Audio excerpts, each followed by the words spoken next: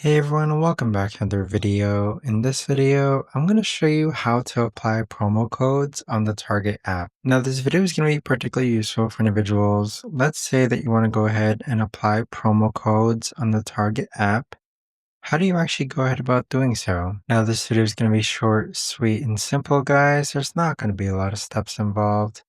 Now, in order to do this, what you're first going to do is log on to the Target app. Next, click on Cart on the bottom right hand corner. So when you add an item to your cart, underneath potential savings, you're going to see an area to add your promo code right over here. So click on Add and type in your promo code and then click on Add. But that right there, guys, is the best and easiest way that I know of to actually go ahead and apply your promo codes on the Target app. If you guys know of a better or easier way to actually do this, let me know in the comments down below. I would love to know.